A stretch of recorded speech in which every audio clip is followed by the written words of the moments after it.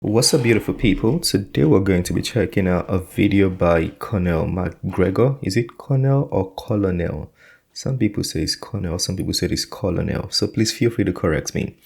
Anyways, we're going to be checking out this video, and he's saying Russia is stronger than ever. How US sanctions against Russia backfired. And we've seen that this statement is, should I say, speculatively true? Because Russia moved to like top 5 with the highest GDP, top 5 countries with the highest GDP. So this statement is not false. But, I'm excited to see or interested to hear what he's going to say. So let's get to it. Is stronger, I would argue, economically than it was before the war began. Right. Our sanctions have been ultimately quite helpful to the Russians. They are not a part of our Western financial system to the extent that they might have been hurt by us seriously. How have the sanctions been helpful to Russia? Well, they've managed to sell all of their energy products, all of their minerals, everything, agricultural products through others at higher prices that have ultimately reached their target destination in Europe and other parts of the world anyhow. So the amount of hard currency, if you will, from the West that's pouring in has actually increased. At the same time, they've discovered that they could sell virtually everything if they needed to China and India to a lesser extent. Those two countries, these are over 1 billion people in each country, enormous economies. They want to do business with Russia.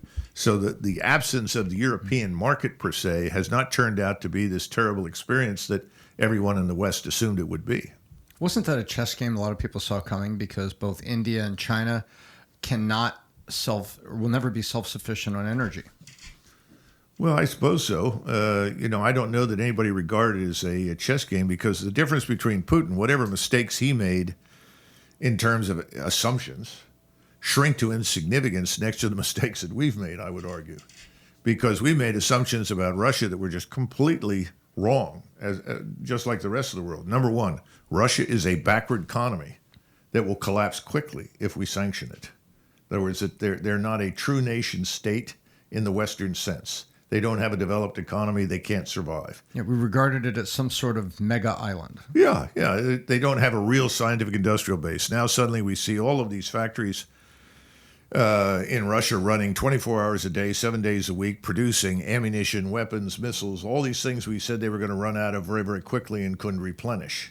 They produce almost everything now, even their food. I watched a video recently of this lady that went shopping in Russia, and everything she was buying, from cheese to the hamburger, everything was made in Russia, made in Russia, made in Russia. Like, they became self-sufficient because of the sanctions. And I always think people really assume the leaders of Russia, people assume they are stupid. Putin has been a leader for a very long time. He's watched American leaders change over time. He's watched different systems, different nations, and he's seen all those things. You don't think he's learned from experience? I think he has. So assuming that Russian leaders don't know what they're doing is going to be detrimental to you, the assumer. I'm going to put it like that. We said that no one would support Russia, that Russia would be isolated. Well, in fact, I would argue that most of the world actually backs Russia against us, that we and the Europeans are increasingly on an island all by ourselves. And Russia is not going to fall apart. Russia has become more cohesive. This is a state that rests on the foundation of Orthodox Christianity and Russian ethnicity. Now, there are plenty of people inside Russia who are not ethnic Russians. Those people are treated very well. They are treated as equal partners inside Russia. All you have to do is look at the Chechens, and the Chechens are brilliant soldiers, by the way.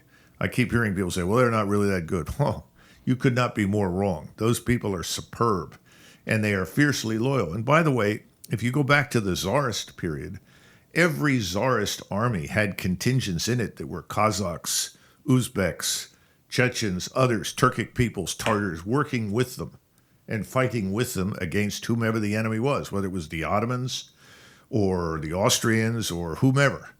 So the point is that Russia is more cohesive than we are. If you're looking for internal unrest, discontent, divisive forces, you can find those in spades inside American society. But that's not the case in Russia at all. So when you look at the economy-wise, one may say, yeah, they're doing better today But even prior to the war, they had a big birth and death problem. I don't know if you've seen the numbers on their birth and death rate. If you want to pull that up, that's not a good look. The closest thing you can compare that to as a case study, they're having more people dying than being born. There's only one other country you can compare this to, and you know who that is. It's one of their allies. It's China. Those guys have the similar issue. India is the complete opposite. And we're not doing that great ourselves. But Russia's not a good place when it comes down to that. But I want to go back to the thought. Well, wait a minute before you leave. Yeah. Putin agrees with you. Yeah. And Putin has tried very, very hard to reverse that. First thing he tried to do is to prevent the brain drain.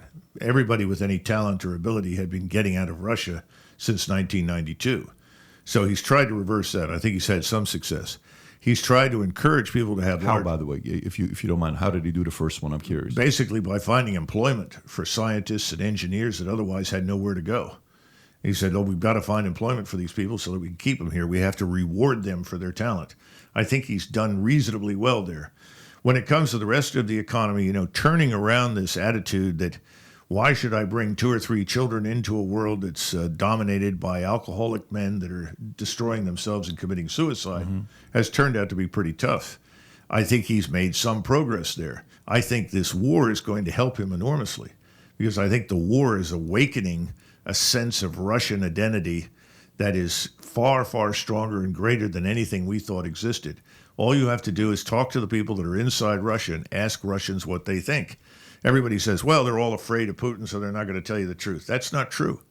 That's just not true. And we're hearing, as exactly what I said, Russia is closer, united more today than I think it has been in at least 30 years or 40 years. Okay. You see, that's why I listen to this man. I feel like he has a source of information because this thing he's saying is basically the emails I get from like Russians from the source. And I didn't think somebody from the American media would notice these points he's saying, but he actually does know he's done his homework basically.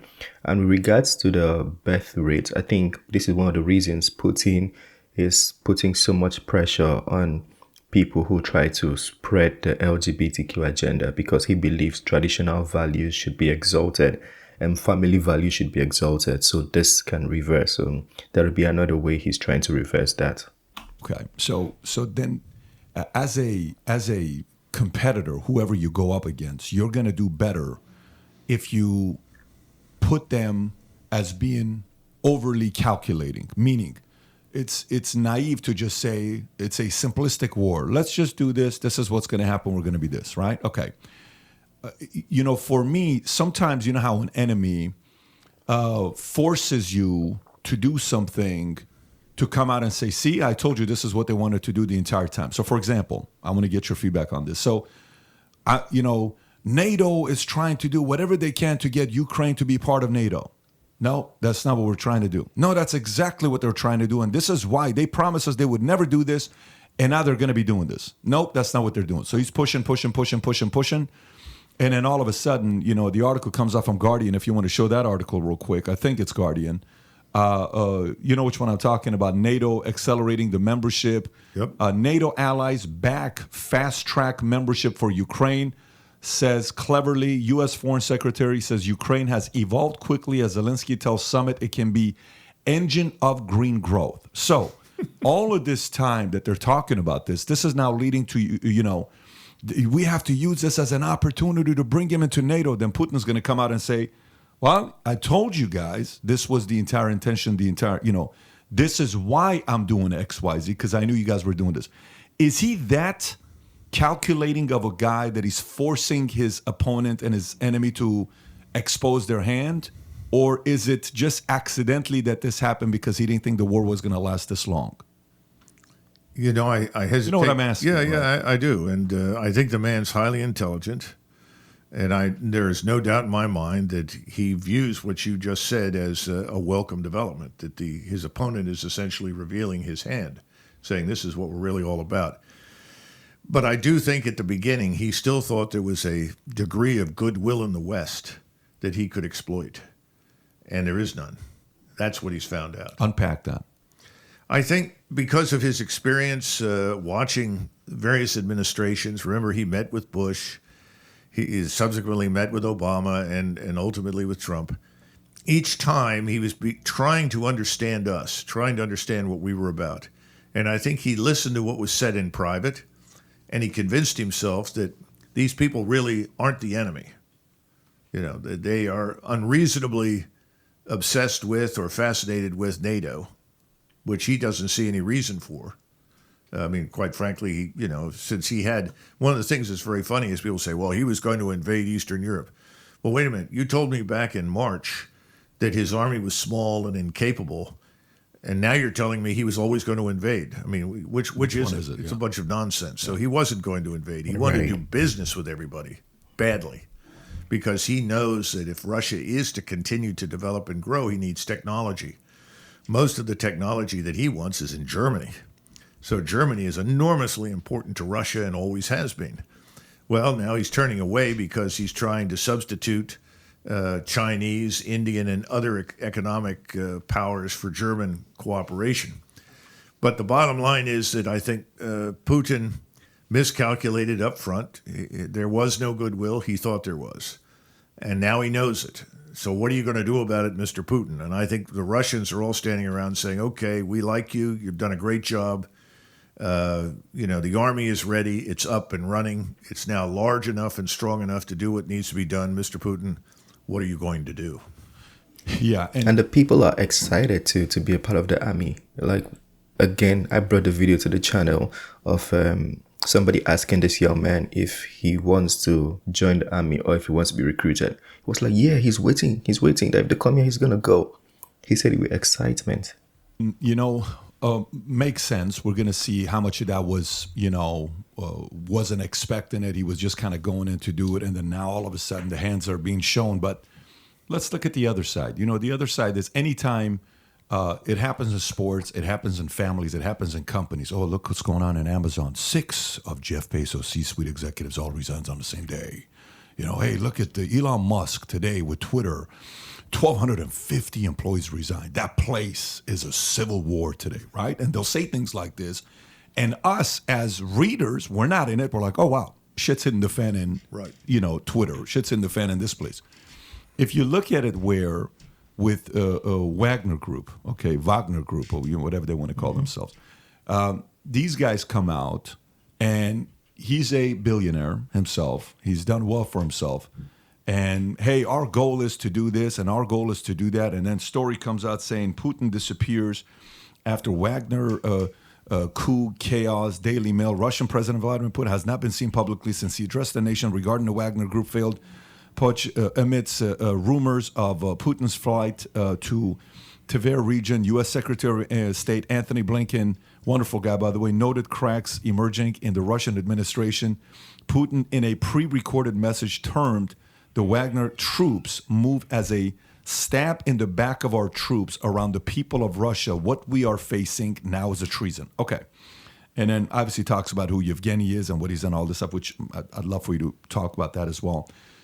When that happens from the outset, it's very easy for the enemy to say, look what's going on over there. Even his people don't support his decision. He's about to be replaced. It's about to be very quickly, like the last time this happened. We saw this 25 years ago when this took place. Within a week, somebody came in and took over Russia. That's exactly what's going to be happening, right? Opposing message of how you said this thing's going to be done in Ukraine very quickly. The other side said, he's about to fall in the next week. Watch, this thing's going to happen very quickly. That's not a good look when that happens, where the leader of a country has to leave because they're worried about what's going to happen to him. So one, from the optic standpoint. 2, from he's got an 89% approval rating. If he does, why are people going against him? And there's clips of people supporting Yevgeny saying, hey, thank you for doing this. Optics matter. Well, the people that were thanking Yevgeny Prigozhin were not thanking him for rising up in some sort of uprising. They were thanking him and the Wagner Group for their heroic performance on behalf of the Russian people. And those same people that were doing that also said, you know, we love Putin. We love our president. I think people, first of all, made a mistake of assuming that what was happening was an uprising. It never was. And Prigozhin made that very clear. We'll learn more in the He future. did. But what we know at this point is the following. First of all, Putin didn't flee anywhere. Putin wasn't afraid of anything. He has 30,000 troops. He did take 10,000 in the Ministry of Interior Forces. These are very, very heavily armed police, and moved them into various areas because they had intelligence already on many Ukrainian terrorist cells. They simply went out there and eliminated all of these. That was simply a case of let's go do it, get it over with, in the event that there's something going on between them and this group in the Wagner group. It turns out that Putin did talk directly to Prigozhin. That came out today. Assuming that's true, he claimed that he was talking to Lukashenko, who's the president of Belarus. Mm-hmm. Now, if that's in fact true and Putin talked to him, then the whole thing ended very quickly. And the argument for ending it, according to Prigozhin, was we don't want to shed any Russian blood. So then the question is, why did you do it? And one of the key reasons I think that there are two possibilities. One is I think Prigozhin was speaking for a lot of people who were very dissatisfied with Gerasimov and Shoigu because they feel strongly that this Ukrainian war should be brought to a close. Let's stop it. The only way to stop it is to advance, to attack, and crush the enemy. And their view is that there's so little left now on the Ukrainian side. Why are we waiting? Let's get this done. The longer we wait, the greater the possibility that NATO and its friends will find an excuse to intervene, and we don't want that to happen. Putin's taken the position, well, I'm holding back just in case NATO intervenes. In other words, I've got hundreds of thousands of troops. I've got a huge strategic reserve. If they're dumb enough to intervene, then I've got that, on hand that I can employ. That's a debate that is unfolding. We're hearing about a shakeup in the Russian high command. You'll recall that Putin had a meeting with some journalists, a small group of them, and he talked to them for 3 hours, something you never hear anybody in the United States do. Any politician, that is, and he was very straightforward and frank. We had the transcripts, and one of the things that came up was a discussion about the senior leadership. And one of the journalists said, we're concerned because we're getting feedback from a lot of soldiers that we can do better, that we need more aggressive, more capable leaders. And he said, I think there's something to that, and I've got to look into it. I've got to look at it. I think we're going to see a shakeup in the high command. Now, there's an unsubstantiated rumor out there that the commander-in-chief of Russian airborne forces is now taking over the theater. I don't know. Haven't seen it confirmed anywhere. That could be the case. Also, in the same report, Gerasimov is returning to his essential duties as chief of the general staff. He's no longer going to run anything in connection with the war in Ukraine. Shoigu seems to be Shoigu. He's Putin's friend. I don't think Putin holds him because he's a civilian. He's not a professional soldier, directly responsible for anything that's not right. So I think we'll see some shakeup in the high command, and that may foreshadow some offensive action. Now, here's another theory, that this was a carefully constructed show for the West. Yeah, I've heard that too. To convince everybody that Russia was falling apart and see who said what and so forth. I don't buy that. Yeah, I don't either. I buy the first argument. Yeah. And people say, well, my gosh, how could this happen? George Marshall relieved 32 Corps and Division commanders during less than 3 years of fighting during World War II. Large numbers of senior officers were removed and changed and moved around and given new commands. This is not unusual in war. It happens. If it doesn't happen, you're in a lot of trouble. One of the complaints that I've had about the U.S. military and the Army in particular is no change. Why no change? Well, it's a stagnant pool of people and talent. You need fresh blood, fresh eyes, and I'm sure that Putin has discovered that's required in the Russian military, and I think we'll see it. Okay, so that was a very, very good one. That's why I keep bringing his videos. He's one person that I feel like he reads this information and he sits down to think for himself. Because a lot of times when people talk about these things, it doesn't connect. I just hear people speak about it. I'm like, what are you really talking about? Like, it doesn't make sense. But from what he was talking with the connections, consider it speculative until you go find it out yourself, until you do your own research, consider it speculative. But with the points, they kind of correlate, don't you think so? Well, I think so. Even when he was speaking about the president of Belarus, Lukashenko, we saw a speech which I brought to the channel Lukashenko made when Putin was accused of, killing Yevgeny Prigozhin. He said from the character of Putin and the relationship they've had that he doesn't think so. As a matter of fact, he stated in that video that there was a time where they got intel that Yevgeny Prigozhin's life was in danger. He couldn't tell Yevgeny directly, so he told Putin. And Putin called Yevgeny and warned Yevgeny that his life was in danger. Putin called Yevgeny. Now, he also said when he got to speak with Yevgeny, he asked Yevgeny if Putin told him anything. And then Yevgeny said yes, that Putin had warned him. So, like, if you understand and read all these things, you see the lines that a lot of the news you get on the media out here is falsified or maybe altered, adulterated, whatever word you want to use. But again, consider everything speculative until you do your own research. Well, this is the end of this video. Share your thoughts, talk to me in the comment section, smash the like button, subscribe, and I'll see you on the next one. Peace.